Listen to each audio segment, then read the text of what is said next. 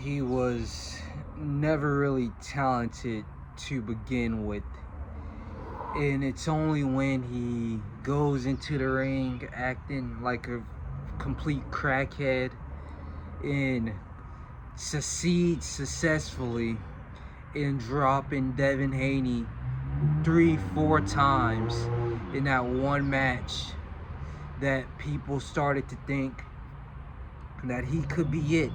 He could be the next, like, not Tank Davis, not Floyd Mayweather, just, I guess, the star of boxing.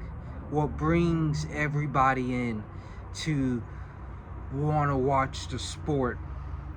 But then he just keeps the show rolling, keeps on talking, and people start to slowly pull away from him, start to stop and think like maybe he's just a retard. And then he goes into the Rolly Romero fight. Now, before this fight, he had fought, well, not Ryan Garcia, but Devin Haney. Before Devin Haney, he's fought Oscar Duarte. And that was the fight that I realized that he is an absolute shit fighter. But people were still, I guess, the star in him. People were still like fantasizing about him. In the Oscar Duarte fight, he's like doing this weird thing where he's he's turning his back. It's the most worst Philly shell in existence, and it's not even a Philly shell. The commentators were talking about it. Then he goes and do it in the Devin Haney fight, but people still write it off because both of these times that he did that retarded Philly shell, he got the knockout, he got the knockdown. Everybody said, "Ooh, wait," but people ignored the fact that he's just a shit fighter. And then when everything falls down in the Rolly Romero fight, that's when people finally cut him off and stop watching, stop paying attention, and stop listening to all the things this man is saying. Because now people kind of get the full picture. If he can't knock out someone, he's just nothing. So he goes on Cigar Talk with Najee, and they're talking, and Naj is asking him about what happened in the Rolly Romero fight. And that's when all the controversy kind of start off and popped off, where he's saying that he didn't even train for this fight. Not only did he not train for this fight, he had a hand injury and a rib injury from the last fight. Not just a rib injury, but a hand injury too. So people obviously started to look at that a bit sideways and pointed out that it's probably just an excuse from losing to Rolly Romero, who got beat up by a 41-year-old boxer. But it goes on. He says he can knock out Shakur Stevenson because he can't stay in the ring with a power puncher.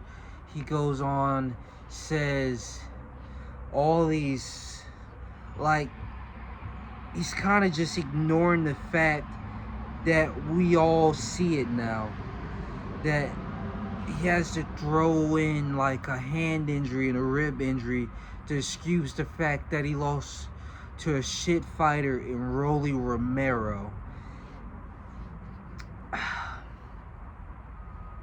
All that to say this, that Ryan Garcia is finished. And I know we want to say like, oh, one loss, and it's not about the one loss. He's not on the level he's supposed to be. Like, his fame is up here, Javante, Canelo, Devin Haney, but his skills are all the way down here. And so there's this mask void and disconnect of talent compared to like recognition. So where everybody's going to be expecting him to fight Teofimo Lopez, go and fight Richardson Hitchens. He's so fat and he's so undisciplined right now. He can make the weight at 140, but he just doesn't care to. He's just he can, if he can still make 130, well, not 135. Maybe a catch weight at 138, but he can make 140. He just doesn't care anymore. And so now he has all eyes on him, but he doesn't have the talent to live up to the name. And I guess all the pieces are falling out, and that's what I'm trying to say. That who is he going to fight to, like, do you remember when Gervonta Davis fought Lamont Roach and it was at $85? This is the exact same thing. He can't go fight a Lamont Roach. His value is still too high. But his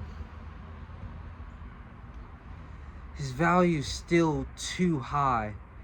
And anybody he fights lower than what we perceive him to be at is going to be a massive disappointment, and he's just going to slowly start losing a fan base. More and more people are going to start to turn away from him. And what can he do about it?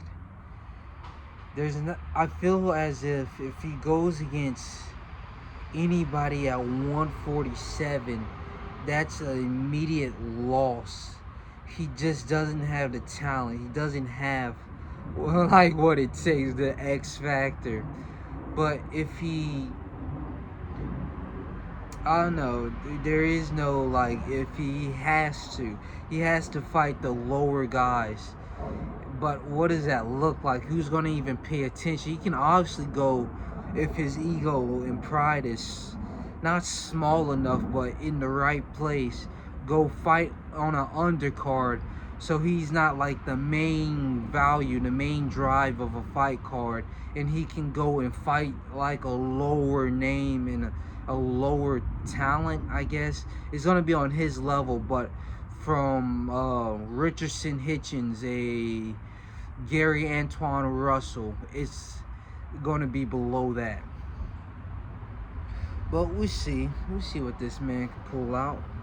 Who knows? I'm excited to see what Ryan Garcia brings out.